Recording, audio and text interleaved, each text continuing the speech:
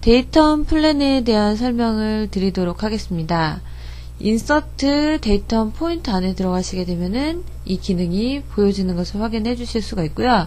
데이터 플랜이라는 것은 여러분들이 어떤 보조적인 역할을 하는 부분이기 때문에 형상을 잘 구현을 해내실 수가 있으셔야 됩니다. 자, 일례로 어떤 위치에서 사용을 하냐면 미러를 줄 때 여러분들 반대적인 형상을 카피를 할 때 또 그 기준되어 있는 데이터 플랜을 선택해서 표현할 수도 있고요. 아니면은 프로젝트를 시킬 때 그 부분을 가지고 프로젝트를 시킬 수가 있습니다. 또 스케치에 대한 평면을 잡아주실 때 데이터 플랜을 선택해서 해당 평면을 지정해서 진행을 해주실 수가 있는데, 자, 이와 같은 플랜을 생성하는 방법을 하나하나 살펴보도록 하겠습니다. 자, 인폴디드라고 나와 있는 기본 맨 처음 부분을 보시게 되면은 윗면을 선택을 해서 선택을 지정을 해주시게 되면은 이렇게 생성이 되는데, 자, OK 버튼을 누른 다음에 이렇게 빠져나오시게 되면요, 이처럼 데이터 플랜이 만들어져 있는 부분을 보실 수가 있습니다. 다시 한번 에디트 환경으로 들어갔을 때는 외곽, 이 외곽에 대한 엣지를 더블 클릭을 해주시게 되면은 이 부분이 활성화가 되고요. 데이터 플랜에 대한 사이즈를 이렇게 변경을 해주실 수가 있습니다. 이 데이터 플랜 사이즈는 여러분들이 임의로 이 사이즈를 변경을 해주실 수가 있지만, 이 영역에 대한 사이즈는 어떤 크기에 비례하지 않습니다. 왜냐하면 지금 보여지고 있는 이 평면이 무한대로 펼쳐져 있는 면적이 있지만 여러분들이 선택을 좀 더 편하게 하기 위해서 이렇게 사이즈를 크게 지정을 해주실 수가 있다는 점을 확인하실 수가 있고요. 자, 디스턴스 값에다가 10mm라는 값을 넣어주시게 되면은 이렇게 옵셋 값으로 적용돼서 내가 선택했던 면보다 10mm만큼 떨어져 있는 상태를 보실 수가 있고요. 마이너스 10이다 라고 넣어주시게 되면은 반대 방향으로 진행이 되는 상태를 보실 수가 있습니다. 자, 현재 이렇게 마이너스 값을 지정하실 수 있지만 리버스 시켜서 반대로 진행을 별도로 해주실 수도 있다는 점을 같이 설명을 드리겠습니다. 자, 그러면 데이터 플랜 또 다른 기능 한번 보도록 하죠. 자, at angle이라는 부분을 보시게 되면요, 자, 현재 내가 이 평면을 선택을 해요. 그 다음에 뭘 선택하냐면 이 엣지 부분을 선택을 하시게 되면은 이 앵글 값을 가집니다. 이 볼을 잡고 이동을 해주시게 되면은 이 볼만큼 이동이 되는 상태를 보실 수가 있고요. 자, 기준되어 있는 이 축에 관련해서 앵글 값이 적용이 되어 있는 상태를 보실 수가 있겠죠. 그 다음에는 at distance죠. at distance 같은 경우에는 제가 방금 전에 했던 것처럼 일정한 거리만큼 띄워지는 기능이에요. 그래서 어떤 평면을 지정하시고 어플라이를 시켜주게 되면은 내가 선택했던 그 평면부터 해서 내가 기입을 했던 거리 값만큼 진행이 되는 것을 확인을 해주실 수가 있고요. 자, 비섹터 플랜이라는 이 내용은 양쪽의 면을 동일하게 선택을 합니다. 그러면은 얘가 어떻게 생성이 되냐면 양쪽 면에 대한 기준 센터 위치에 데이터 플랜이 이와 같이 생성이 되는 부분을 같이 확인을 해 주실 수가 있고, 또 커브 앤 포인트 같은 경우에는 커브하고 포인트를 선택하게 되면은 그 기준에 의해서 데이터 플랜이 생성이 되는 부분을 같이 확인하실 수가 있습니다. 얘 같은 경우에는 두 개의 라인을 선택을 같이 해주시게 되면은 평면이 생성이 되고요. 자, 탄젠트나 이와 같은 내용들을 좀 확인하시기 이전에 제가 형상을 하나 그려보도록 할게요. 자, 스플라인을 이렇게 그려주고요. 데이터 플랜 안으로 들어가 볼게요. 데이터 플랜 안에 들어와서 보시게 되면요, 이 안에 뭐가 있냐면 온 커브라는 게 있어요. 온 커브. 자, 이 커브를 지정하시게 되면은 이 커브에 맞는 노멀한 방향의 데이터 플랜이 생성이 되는 것을 확인해 주실 수가 있습니다. 자, 그래서 이렇게 만들어주는 것을 확인해 주실 수가 있고요. 자, 그 다음에는 다시 한번 데이터 플랜에 들어가서 여러분들과 같이 확인해 주시면요, 자, 너무 데이터 플랜이 많죠? 그래서 제가 이 플랜만 제거를 해보도록 하겠습니다. 딜리트 안에 들어와서요, 필터에 데이터, 오케이, 셀렉트 올 한 다음에 제거한 다음에요. 자, 다시 한번 데이터 플랜 들어가도록 할게요. 포인트 앤드 다이렉션 선택을 해주시고 한 포인트를 찍어요. 근데 포인트가 선택이 안 된다라는 것은 스냅 포인트가 여러분들이 활성화가 안 되어 있는 부분일 수도 있으니까 이 점을 잘 참고를 해주시고요. 지금 보시면은 포인트를 지정하고 그 다음에 벡터 방향을 지정하는데 나는 YC 방향으로 나타내겠다. 아니면 ZC 방향으로 나타내겠다 라고 해서 변경을 해주십니다. 그 다음에 OK를 해주시면은 기준되어 있는 포인트하고 벡터 방향에 의해서 이와 같은 플랜이 생성이 되는 것을 확인을 해주실 수가 있어요. 자, 보시면은요, 데이터 플랜 안에 여러분들 굉장히 많은 기능들이 있는데 그 상황에 따라서 여러분들이 진행을 해주시면 되고요. 또 여러분들 보시면은 X, Y, Z라는 부분이 있어요. 이걸 가지고 선택을 하게 되면은 기존 WCS를 기준에 의해서 데이터 플랜이 생성이 됩니다. 저는 WCS를 살짝 옮겨 놓을게요. 이쪽 위치로 옮겨 놓고 데이터 플랜을 선택을 하고요. 그 다음에 X 선택하고 Y를 지정하게 되면은 이처럼 이 위치로 변경이 되는 것을 보실 수가 있죠. 그래서 내가 옮겨져 있는 WCS를 기준에 의해서 데이터 플랜을 생성하고 싶다라고 했을 경우에는 이와 같이 생성을 해주실 수가 있습니다. 자, 이번에는 제가 실린더 형상을 하나 그려놓고 작업을 해보도록 하겠습니다. 자, 실린더 형상을 이와 같이 만들어 놓은 다음에 데이터 플랜에 대해서 설명을 드리도록 할게요. 자, 데이터 플랜 안에 들어가시게 되면은 탄젠트라는 내용이 있어요. 이 외곽에 대한 면을 선택을 해주시게 되면은 외곽의 탄젠트한 부분에 이와 같이 생성이 되는 부분을 확인해 주실 수가 있습니다. 그래서 어플라이를 해 주실 수가 있고요. 얘는 회전체죠. 실린더라는 것은 회전체이기 때문에 자, 인폴디드라는 부분으로 이 축을 선택을 하시게 되면은 이렇게 중간에 데이터 플랜이 생성이 됩니다. 자, 그 다음에 데이터 플랜을 선택을 하고 외곽에 대한 그 페이스를 다시 한번 선택을 해주시게 되면은 Alternate Solution이라는 이 아이콘이 생성이 돼요. 그래서 90도 각도로 정확히 90도 각도로 얘가 재배치되는 것을 보실 수가 있습니다. 그래서 여기서 각도를 변경하고 싶다. 그러면은 0도라는 값을 넣게 되면은 90도 틀어서 형상도 배치를 해주실 수가 있습니다. 자, 그 다음에는 여러분들이 이 안에 있는 각도를 가지고 표현하겠다라고 했을 때도 데이터 플랜을 먼저 선택을 해주시고요. 그 다음에 안에 있는 축을 다시 한번 선택을 해주시게 되면은 이와 같이 각도 값을 가지고 진행을 별도로 또 해주실 수가 있어요. 그래서 이 내용을 가지고 여러분들이 데이터 플랜을 좀 더 자유롭게 사용하실 수 있는 부분을 확인을 해 보았습니다. 여기까지 해서 데이터 플랜 설명 마치도록 하겠습니다. 자, 지금부터 인서트 데이터 포인트 안에 있는 데이터 액시스 그리고 데이터 CS, YS에 대한 설명을 드리도록 하겠습니다. 자, 액시스라는 것은 이제 축인데 여러분들이 어떤 회전체를 형상을 만들거나 기준의 위치를 잡아주실 때 이와 같이 축 방향을 선택을 하셔가지고 회전체 형상을 만들어 주실 수가 있습니다. 그래서 이와 같은 액시스를 생성을 해주실 수가 있는데 자, X, Y, Z 해당되는 WCS에 대한 좌표에 따라서 표현해 주실 수가 있는 부분들이 있고요. 다 교차되는 부분에 대해서 여러분들이 이와 같은 액시스를 만들어주는 부분들이 있습니다.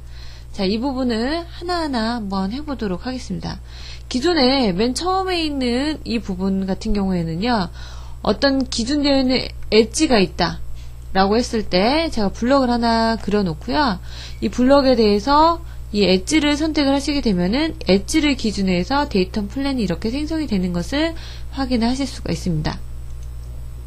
자, 두 번째는 인터섹션이에요. 인터섹션이기 때문에 제가 데이터 플랜을 중간 위치에다가 하나 만들어 놓도록 하죠. 그래서 이 부분을 가지고 이렇게 진행을 한 다음에 교차되는 위치를 생성을 하도록 하겠습니다. 자, 이렇게 진행을 하신 다음에요. 이 면을 기준에 의해서 자, 이 플랜 선택하게 되면은 면과 면이 교차가 되게 되면은 이와 같은 라인이 생성이 되겠죠. 그 기준에 의해서 액시스를 생성할 수 있는 방법이 있고요. 이 부분 같은 경우에는 어떤 커브를 기준에 의해서 표현하는 방법입니다. 자, 이렇게 해서 이제 두 점을 찍어서도 표현을 하실 수가 있는데, 이 점이 찍히게끔 해주시려면 스냅 포인트가 활성화가 되어 있어야겠죠. 그래서 이 스텝을 잘 보시면서 이 부분에서 이 포인트를 찍겠다. 그리고 다른 쪽 위치에서 다른 포인트를 찍겠다라고 선택을 하신 다음에 형상을 만들어 주시면 되겠습니다. 자, 그 다음에 여러분들 보시면은요, 데이텀 CSYS라는 부분이 있는데, 데이텀 CSYS라는 것은 여러분들 데이텀 플랜 동영상도 한번 같이 봐주셨을 텐데요. X, Y, Y, Z, Z, X에 대한 기준에서 플랜을 생성해 주실 수가 있죠. 그리고 지금처럼 WCS를 기준처럼 X, Y, Z에 대한 축을 가지고 축을 3개를 만들어 주실 수가 있습니다. 근데 그와 같은 부분을 다 만들어 주다 보면은 이와 같이 여러 개가 생성이 되는 것을 보실 수가 있어요. 근데 이런 축 기준에 의해서 나는 데이텀 CSYS를 이용을 해주시게 되면은 어떻게 형상이 나타나냐면 앱솔루트 CSYS, 물론 이제 여러분들이 기존에 어떤 포인트를 찍어서 배치를 할 수도 있고요. 아니면은 평면을 지정해서 나타내 주실 수가 있는데, 앱솔루트 CSYS 절대좌표를 기준해서 생성을 한다라고 했을 경우에는 OK 버튼 눌러주시게 되면은 현재 위치의 절대좌표에 이렇게 데이텀 CSYS가 생성이 되는 부분을 보실 수가 있습니다.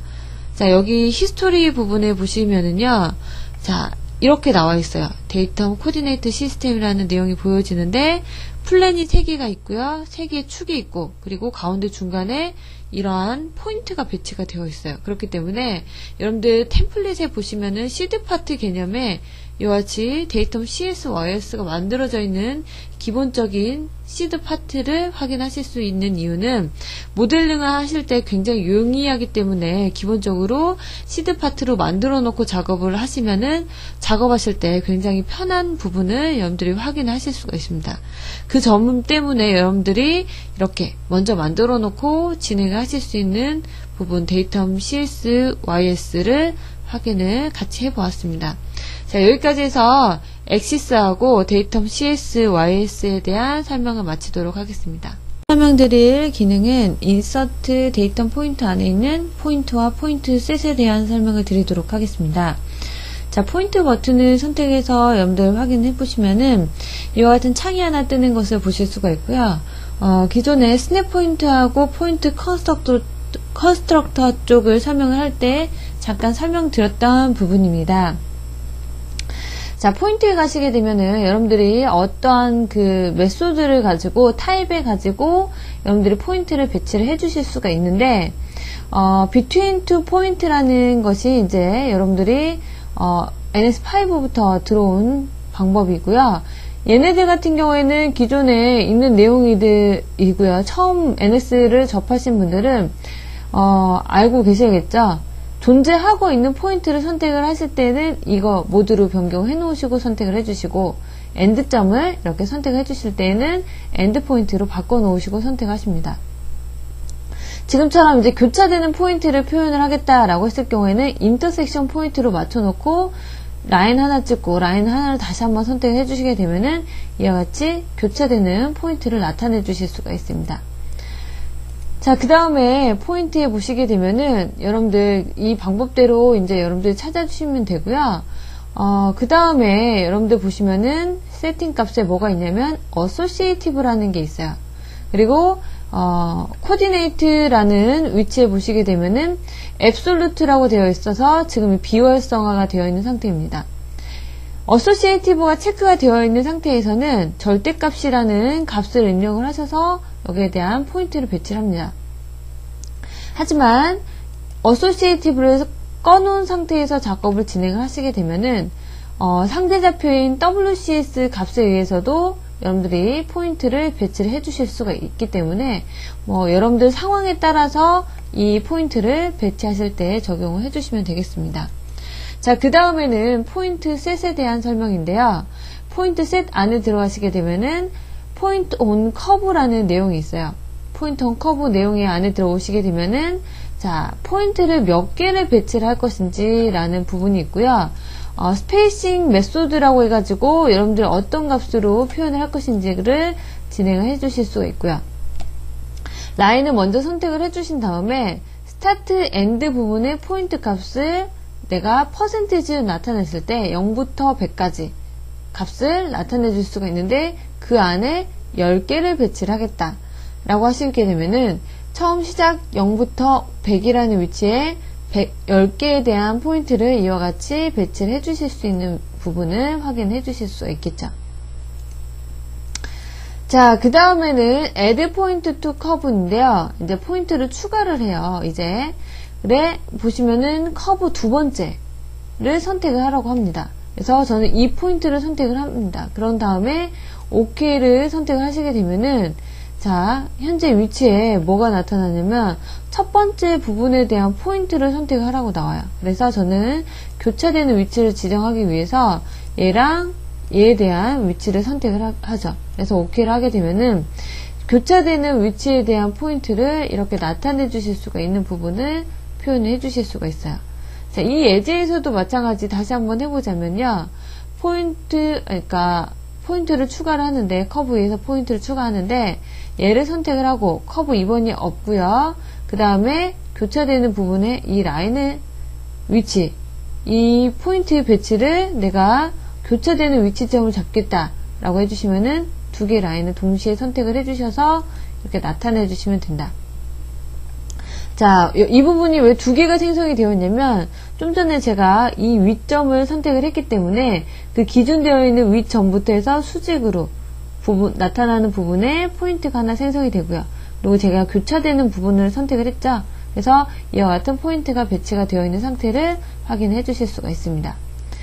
자, 그 다음에는 포인트 at curve percentage라는 부분이 있는데요. 얘 선택을 해놓고 나는 70% 위치에 포인트를 배치를 하겠다. 어플라이를 해주시게 되면은 0부터 70이라는 값 위치에 70% 위치에 이렇게 생성이 되는 것을 확인하실 수가 있습니다. 자, 그 다음에는 스플라인 디파이닝 포인트.